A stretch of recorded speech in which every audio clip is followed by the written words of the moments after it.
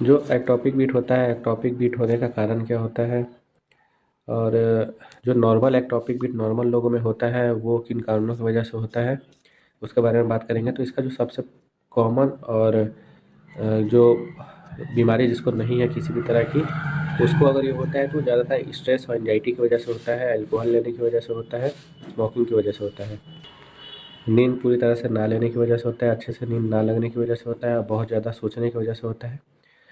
तो जब ये होता है आपको ऐसा लगेगा कि आपका हार्ट जो है वो बीट को स्किप कर रहा है, या टॉपिक बीट एक्स्ट्रा जो आता है बीट उसमें हो रहा है वो ऐसे नोट से नहीं आता है, जिसमें की वजह से इस कंडीशन को अरिथमिया या इरेगुलर पल्स या बीट बोलते हैं। तो ये दो तरह का होता है, एट्रियल प्रीमेच्योर कॉन्ट्रैक्शन और वेंट्रिकुलर प्रीमेच्योर कॉन्ट्रैक्शन। ऊपर वाले चैम्बर पीएसी और नीचे वाला पीवीसी होता है। और इसमें ये शुरू कैसे होता है, बहुत सारे लोगों को जिनको एंजाइटी की बीमारी है, एंजाइटी या स्ट्रेस लेते हैं, और तो उन कंडीशनों में जब ये स्टार्ट होता है तो सबसे पहले पाल्पिटेशन से स्टार्ट होता है। पाल्पिटेशन होता है, उसका ट्रीटमेंट अगर ना कराया जाए तो एक्टॉपिक बीट स्टार्ट होने लगता है। किसी किसी को एक्सरसाइज के दौरान होता है, चलने फिरने में होता है, या कुछ काम करने में होता है, किसी को बैठे बैठे भी हो सकता है, सोने के टाइम में होता है। बहुत सारे लोग इसको आराम रेस्ट करने के दौरान महसूस करते हैं, चेस्ट में झटका लगने की तरह।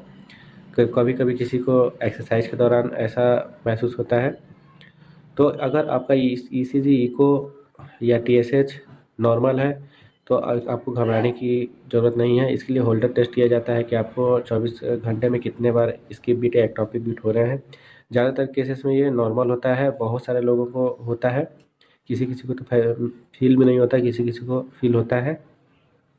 तो अगर आप अपने स्ट्रेस लेवल को या एंजाइटी को, अल्कोहल को और स्मोकिंग को अगर कम करते हैं, कैफ़ीन को लेना कम करते हैं, तो ये आपका एक्टॉपिक भी धीरे धीरे ठीक हो जाएगा।